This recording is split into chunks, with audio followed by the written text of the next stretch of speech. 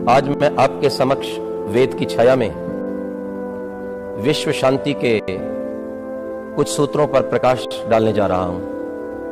अपने गत लगभग 30 वर्ष के वेद प्रचार के काल में मैंने इन सूत्रों को चुना है, जिससे कि साधारण जनता इन सूत्रों को अपने जीवन में धारण करके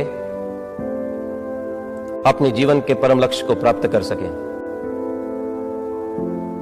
जिस गायत्री मंत्र का मैंने उच्चारण किया है वह गायत्री मंत्र ओम से प्रारंभ होता है, और यह जानना चाहिए कि गायत्री मंत्र ओम की ही व्याख्या है। ओम हे सर्वरक्षक, निराकार, सच्चिदानंद, सर्वव्यापक परमपिता परमात्मन। भू, आप प्राणों से भी प्यारे हैं। भुवः, दुख दूर करने वाले हैं। स्वः, सदा सुख देने वाले हैं। तत्सवितुर, आप इस संसार की रचना और उसका पालन करने वाले हैं। वरेण्यम, आप अत्यंत वरने योग्य हैं। भर्गः, तेजस स्वरूप हैं। देवस्य, देवों के भी देव हैं। सभी देवों को आपने ही तारा है। धीमहि, हम आपका ध्यान धरते हैं। धियो यो नः, आप हमारी बुद्धियों को प्रचोदयात, अपने तेज से श्रेष्ठ मार्ग पर प्रेरित करें। ओम, यह परमात्मा का मुख्य निज नाम है। आप सब जानते हैं कि संसार में ओम ही केवल एक ऐसा नाम है जिसको प्रत्येक व्यक्ति किसी भी स्थिति में उच्चारण कर सकता है, चाहे वह बालक है, चाहे वह बूढ़ा है, चाहे वह रोगी है, चाहे उसके दांत नहीं है, अथवा वह किसी अन्य रोग से ग्रसित है। ओम प्रभु का इतना सरल नाम है कि इसको प्रत्येक व्यक्ति बोलकर अपने प्रभु का धन्यवाद कर सकता है और ओम के जप को अर्थपूर्वक उच्चारण करते हुए अपने प्रभु का ध्यान लगा सकता है। वेद में ओम के ही जप का विधान है। ओम प्रतिष्ठ, वेद का मंत्र यह शिक्षा देता है, ओ मानव, यदि तुझे अपना कल्याण करना है तो नित्य ओम की प्रतिष्ठा कर। अपने जीवन में ओम को स्थापित कर। ओम की सदा धारणा कर। अपने जीवन में कार्यों को करता हुआ ओम को मत भुला। यदि व्यक्ति संसार में आने के पश्चात अपने कार्यों को करता हुआ ओम का भी स्मरण करे, प्रभु का भी ध्यान रखे, तो मैं ऐसा समझता हूं वो संसार में आकर दुष्ट कर्मों को करने से बच सकता है। वो अपने जीवन के लक्ष्य को प्राप्त कर सकता है। अपने श्रेष्ठ कर्मों के द्वारा वो अपने जीवन को निरोग बना सकता है, मन को शांत बना सकता है और अपने परिवार, समाज, राष्ट्र को भी शांति प्रदान कर सकता है। ओम जहां वेद में आया है वहां उसके साथ साथ ब्राह्मण ग्रंथों में आया है। हमारे 11 उपनिषदों में भी ओम की चर्चा है। सर्वे वेदा यत् पद्मा मनन्ति, इसमें भी ओम की ही भावना भरी हुई है कि हमें सदा ओम का ही जप करना चाहिए, उससे श्रेष्ठ और कोई जप नहीं। जब हम दर्शनों की ओर आते हैं तो उन 6 दर्शनों में साधना का प्रमुख दर्शन योग दर्शन है। वहां भी कहा गया है, तस्य वाचकः प्रणव तज्जपस्तदर्थ भावनम। परमात्मा का मुख्य नाम ओम है, इसलिए हे साधक उस ओम का जप कर। और कैसे जप कर? तज्जपस्तदर्थ भावनम, अर्थ का विचार करते हुए जप कर। जब हम अपने ऐतिहासिक ग्रंथों को देखते हैं, रामायण और महाभारत, वहां पर भी ओम के ही जप का विधान है। योगेश्वर कृष्ण गीता के अंदर यही उपदेश अर्जुन को दे रहे हैं। ओम इति एकम अक्षरम ब्रह्म व्याहरण। हे अर्जुन, ओम का जप करता हुआ, अपने कर्तव्य कर्म को निभाता हुआ तो अपने जीवन के लक्ष्य को प्राप्त कर सकता है।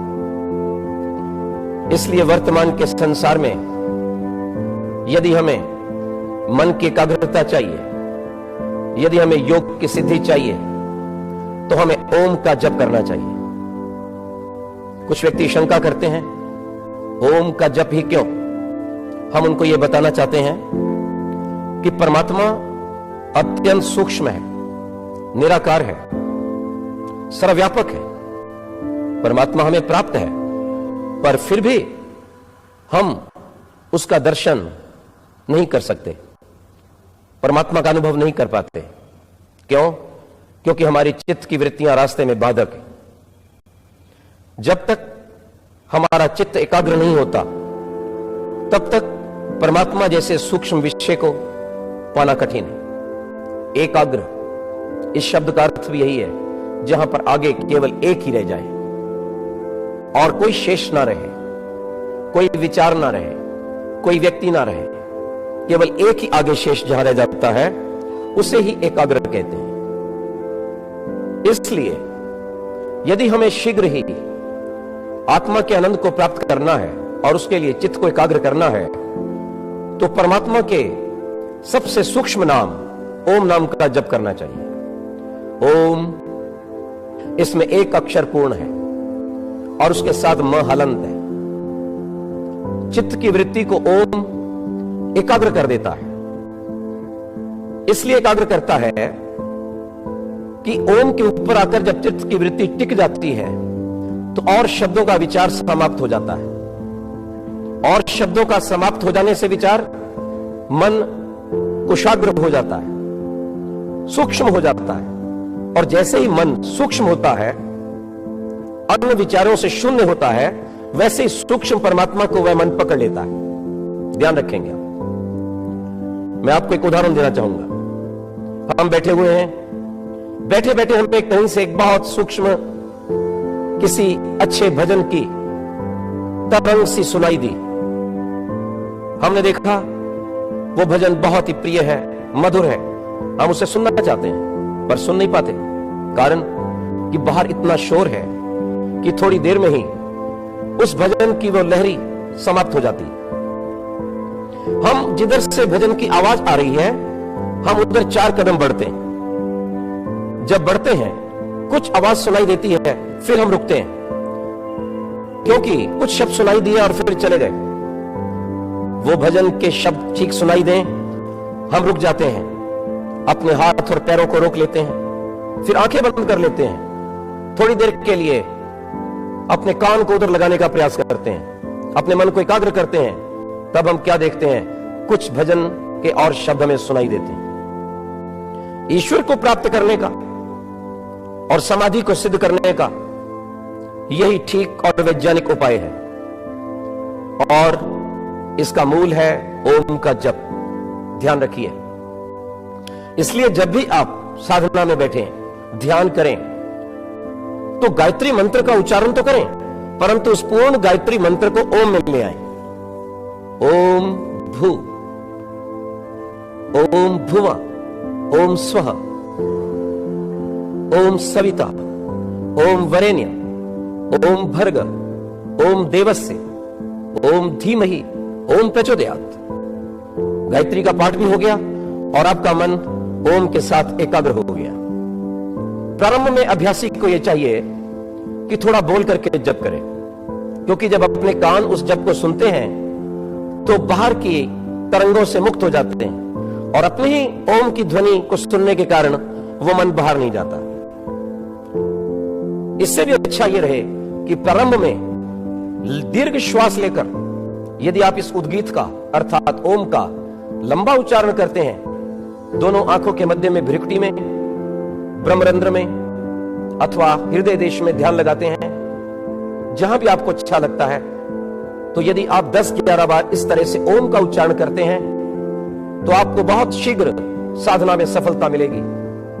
क्योंकि प्राण के साथ साथ जब ओम का उच्चारण होता है, तो मन अतीव शीघ्रता से रुक जाता है। जहां मन रुकता है, वहां ओम के अर्थ का विचार आने के साथ ही हमारा उस प्रभु के साथ संबंध जुड़ जाता है, एक भावात्मक संबंध जुड़ जाता है। उस भावात्मक संबंध के जुड़ते ही हम पूरे संसार से कट जाते हैं, और जैसे ही हम ओम का अर्थ पूर्वक जप करते हैं, ओम हे रक्षक प्रभु, भू आप प्राणों से प्यारे हैं, भुवा दुख दूर करने वाले हैं, स्वहा सदा सुख देने वाले हैं, सविता आप हमें बनाने वाले हैं, हमारा पालन करने वाले हैं, वरेण्यम हे प्रभु आपको छोड़कर कहां जाएं, आपसे अधिक वरने योग्य और कोई नहीं।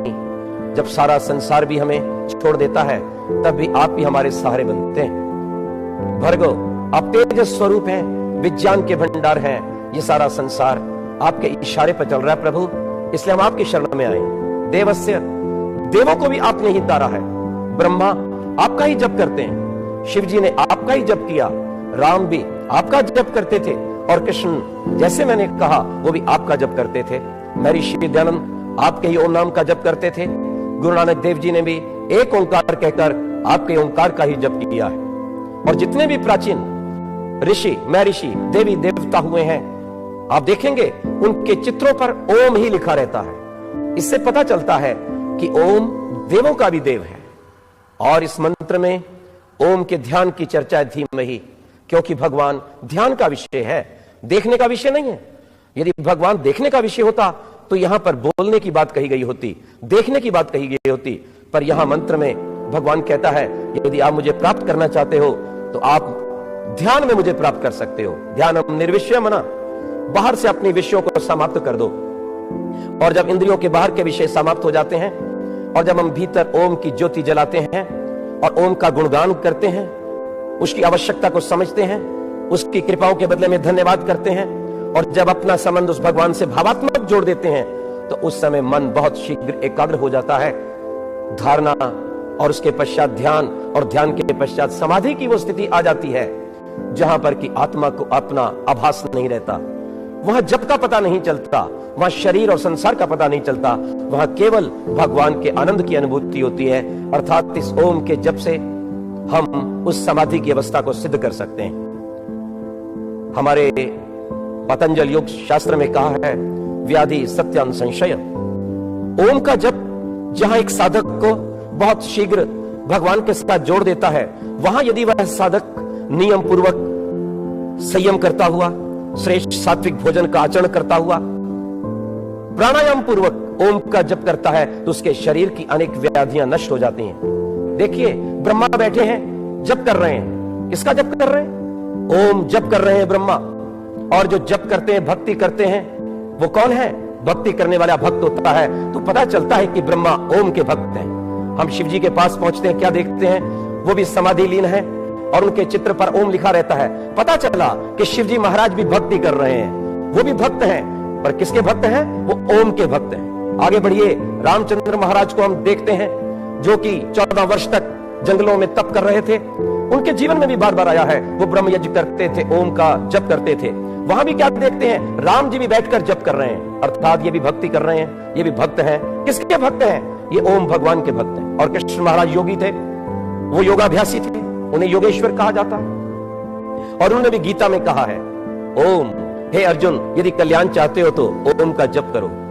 इसलिए कृष्ण महाराज भी स्वयं ओम के भक्त थे, अर्थात वो भगवान ओम था। यदि आप अपना कल्याण चाहते हैं, उस ओम की भक्ति करें, उस ओम का जप करें। मैं एक बात यहां और बता देना चाहता हूं, ये ओम इतना व्याप्त है कि विश्व के अंदर जो भी लोग किसी ना किसी तरीके से अल्लाह को, खुदा को, गॉड को, वाहेगुरु को, अथवा किसी भी और ढंग से ईश्वर की सत्ता को मानते हैं, वो वहां ओम का जप करते हैं। हमारे जैनियों में और बौद्धों में ओम का नाम बारंबार आता है, ये सर्वसाधारण व्यक्ति जानते हैं।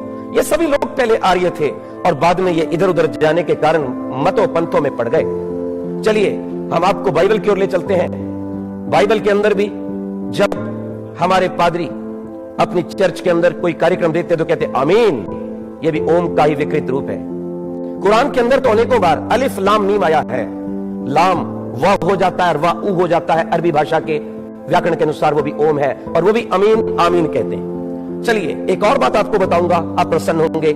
जापान से आने वाली गाड़ी आपने देखी होगी, मारुति वैन, उसके सामने लिखा रहता है ओमनी, अर्थात वो भी ओम को मानते हैं। यदि ये सब लोग एक ओम को मान लें, सर्वव्यापक ईश्वर पर विश्वास करें और अपने आप को ईश्वर का पुत्र जान लें, तो संसार के सारे विवाद समाप्त हो जाते हैं।